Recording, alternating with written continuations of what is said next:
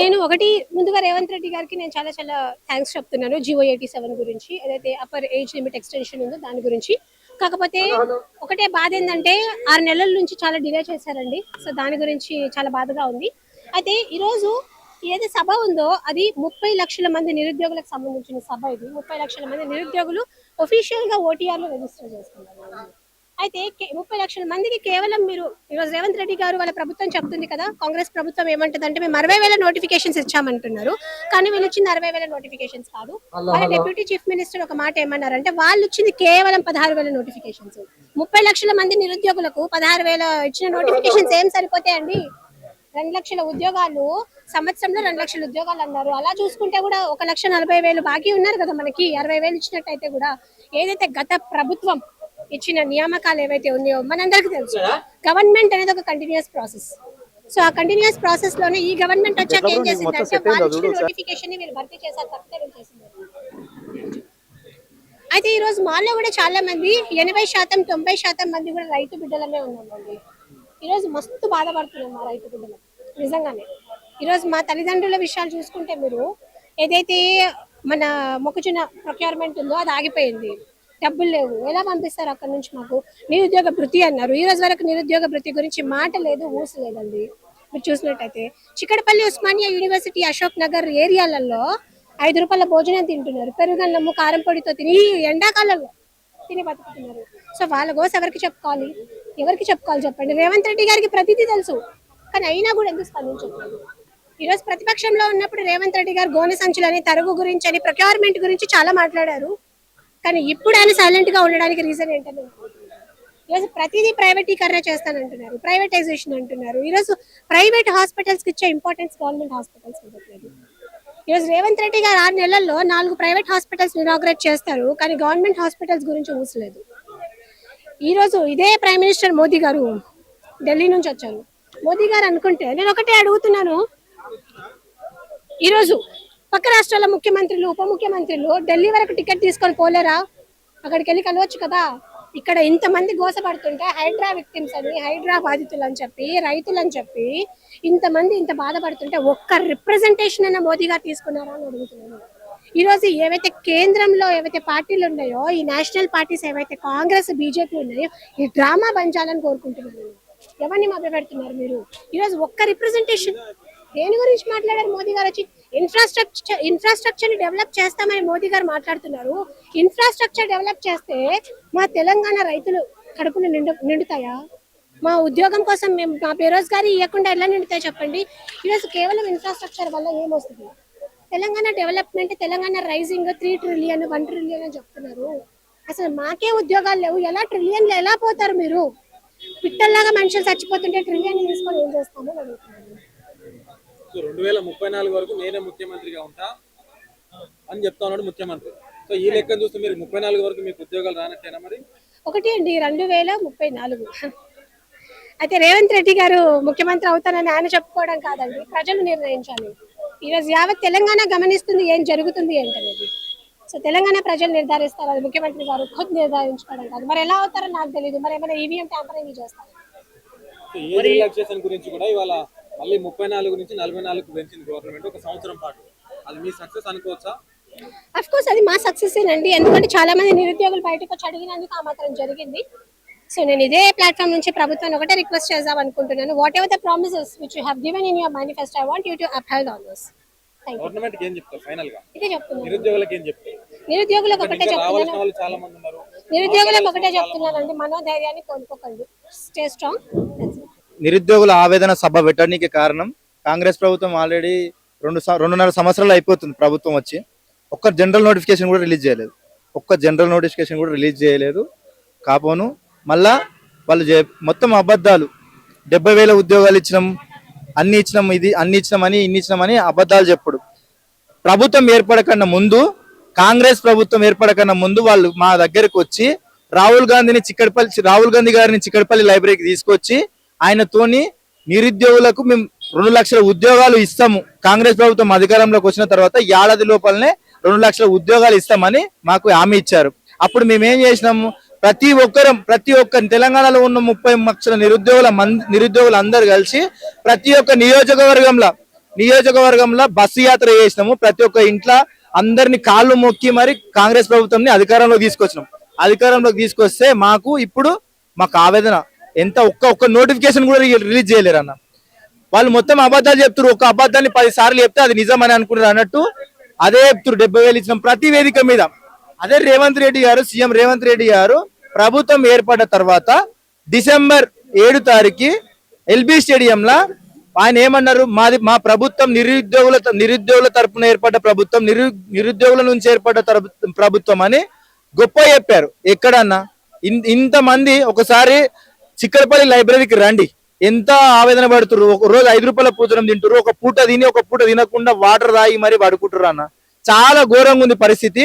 ఇటు చదవలేక అక్కడ ఇంటికోలేక చీరలకే లీనమైపోతున్నారు. కొందరు 20 మంది నిరుద్యోగులు చనిపోయారు అన్న తెలంగాణలో. 20 మంది నిరుద్యోగులు కాంగ్రెస్ ప్రభుత్వం వచ్చిన తర్వాత 20 మంది నిరుద్యోగులు చనిపోతే ఒక్క మంత్రి గాని, ముఖ్యమంత్రి గాని, ఎమ్మెల్యే గాని ఒక్కరు కూడా పోలేరు. వాళ్ళ నిరుద్యోగులు ఇంటికి పోలేరు, వాళ్ళని పరామర్శించలేరు, వాళ్ళ తల్లిదండ్రులకు అసలు ఒక భరోసా ఇయ్యలేరు, ఏమి ఇయ్యలేరు. అసలు ఏం జరుగుతుంది? అసలు నిరుద్యోగుల మీద ఏర్పడ్డ ప్రభుత్వం ఇంత ఘోరమా, ఇంత మోసమా? ఇంత మోసం ఉంటుంది అనుకోలేమన్నా. అసలు మా బతుకులు మారుతాయి, మేము బాగుపడతాయి మా బతుకులు అన్నట్టు మేము కాంగ్రెస్ ప్రభుత్వాన్ని అధికారంలో తీసుకొచ్చిన తర్వాత మరి ఇంత తక్షణమే ఒకటే డిమాండ్ చేస్తున్నాం. రాష్ట్రంలో ఉన్న 30 లక్షల మంది నిరుద్యోగుల తరఫున ఒకటే డిమాండ్ చేస్తున్నాం. జూన్ 2 వరకు నోటిఫికేషన్ ఇయ్యలేరు అనుకో, ఖచ్చితంగా ఎమ్మెల్యేలు, మంత్రులు, ముఖ్యమంత్రి ఇల్లు ముట్టడి చేస్తాం. మేము తెలంగాణలో ఎక్కడ తిరగనీయం. మీరు ఒకవేళ నోటిఫికేషన్ ఇయ్యలేరు అనుకో, నెక్స్ట్ గవర్నమెంట్ మిమ్మల్ని ఫామ్ కాదు. ఇది అయితే ఖచ్చితంగా డిమాండ్. కాంగ్రెస్ ప్రభుత్వం వచ్చి 2.5 సంవత్సరాలు అయినా కూడా ఇప్పటి వరకు మా ఒక్క జనరల్ నోటిఫికేషన్ వేయకపోవడం వల్ల మేము ఆవేదనకు గురి అయినాం. కాబట్టి ఆవేదన సభ పెట్టుకున్నాం. ఏం చెప్పదు ఏంటంటే జూన్ 2 లోపు తెలంగాణ వచ్చింది. జూన్ 2 రేపు అవతరణ దినోత్సవం కాబట్టి ఇప్పుడు ఉన్న జీవోలన్నీ రద్దు చేసి వెంటనే ఉన్న ఖాళీలన్నీ భర్తీ చేయాలని అనుకుంటున్నాం.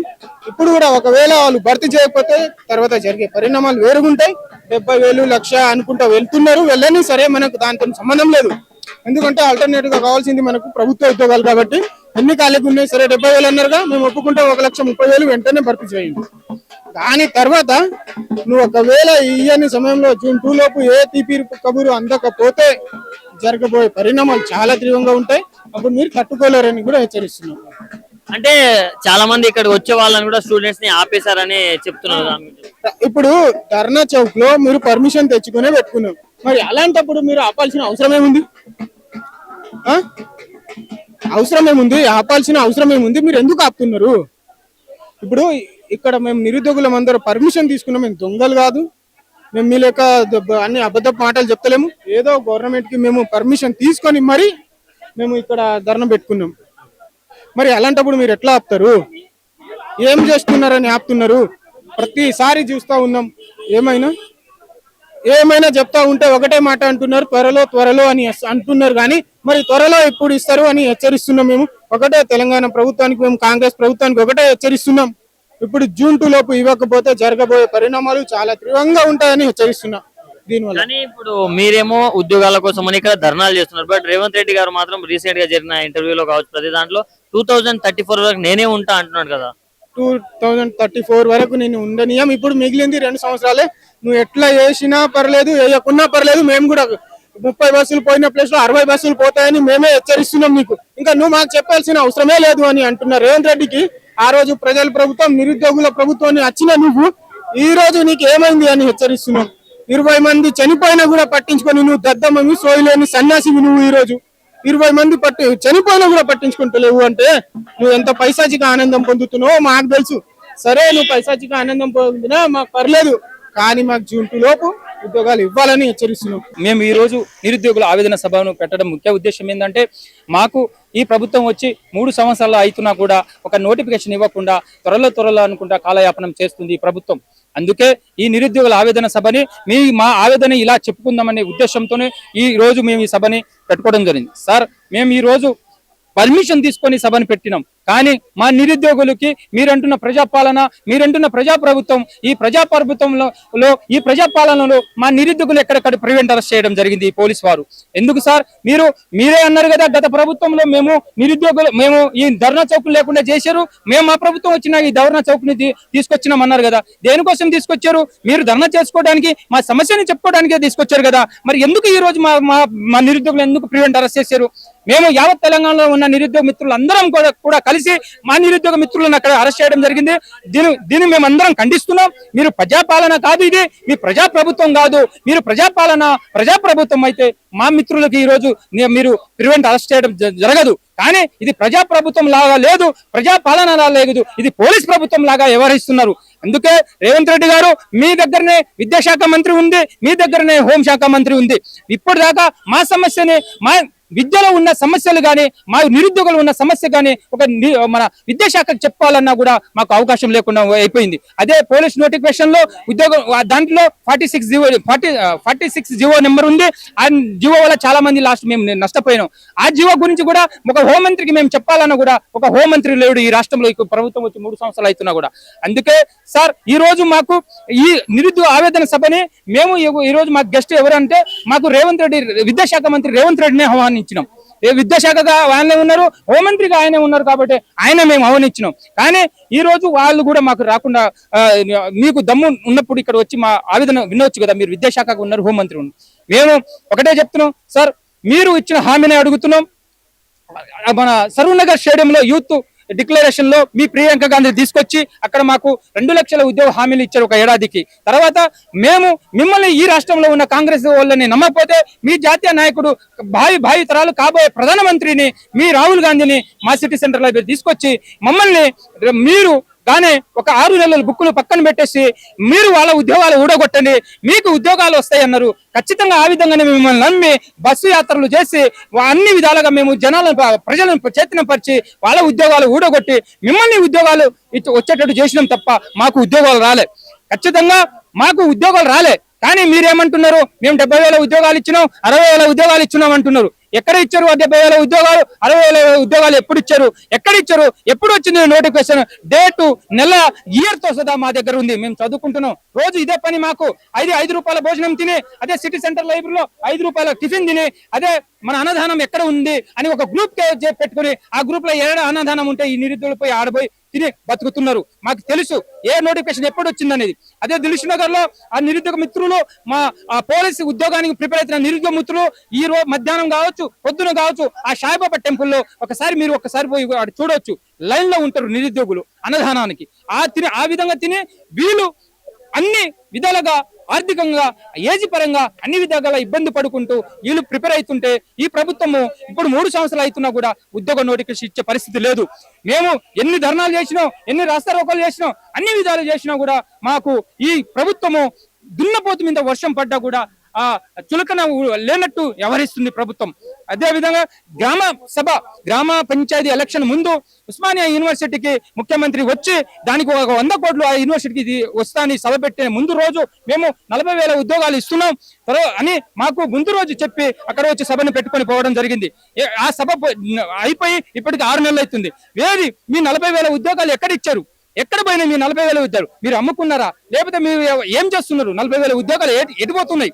ఏం చేస్తున్నారు? ఆ విధంగానే మమ్మల్ని అప్పుడు కూడా నమ్మించి మమ్మల్ని సర్పంచ్ ఎలక్షన్ తీసుకెళ్లి ముందుకు వెళ్ళిపోయారు. ఇప్పుడు మధ్యలో మళ్ళా అన్ని అడ్డంకులు వచ్చినాయి. ఎస్సీ వర్గీకరణ, బీసీ వాళ్ళ వర్గీకరణ, బీసీ సమస్యలని ఈ విధంగా మరి శాంతకుమారి కమిటీని, తర్వాత సిలబస్ కమిటీని ఇలా కాలయాపనం చేసుకుంటా 3 సంవత్సరాలు కంప్లీట్ చేసుకోవడం జరుగుతుంది ఈ ప్రభుత్వం. ఇంకా 1 ఇయర్ ఉంటది. 1 ఇయర్ ముందు ఈ ప్రభుత్వం ఎలక్షన్ కి వెళ్ళిపోతుంది. ఇంకా ఎప్పుడు నోటిఫికేషన్ ఇస్తుంది ఈ ప్రభుత్వం. అందుకే మేము ఈ నిరుద్యోగ ఆవేదన సభ నుంచి ఒకటే హెచ్చరిస్తున్నాం ఈ ప్రభుత్వానికి. ఏమని? మాకు మీరు రేపు జూన్ 2వ తారీఖు తెలంగాణ రాష్ట్ర అవతరణ దినోత్సవం ఈ లోపుగానే మీరు మాకు ఇచ్చిన హామీని 2 లక్షల ఉద్యోగాల హామీని నెరవేర్చని పక్షంలో ఇక ఇట్లాంటి ధర్నా చౌకులు, ఇలాంటి నిరసనలు ఈ మీడియా ముందు ఉండదు. ఇక డైరెక్ట్ మీ గాంధీ భవన్ ముట్టడిస్తాం. డైరెక్ట్ మీ రేవంత్ రెడ్డి ముఖ్యమంత్రి గారి ఇల్లును ముట్టడిస్తాం, డైరెక్ట్ మీ కేంద్ర మంత్రి మీ మంత్రుల ఇళ్లను ముట్టడిస్తాం. అదే విధంగా మేము నియోజకవర్గాల్లో మా నిరుద్యోగులు మిత్రులు అందరూ కలిసి ఖచ్చితంగా మేము ఓట్లేసి గెలిపించిన ఎమ్మెల్యేని ఖచ్చితంగా వాళ్ళ ఇళ్లను కూడా ముట్టడిస్తున్నామని ఈ నిరుద్యోగ ఆవేదన సభ నుంచి ఈ ప్రభుత్వాన్ని హెచ్చరిస్తున్నాం. Thank you.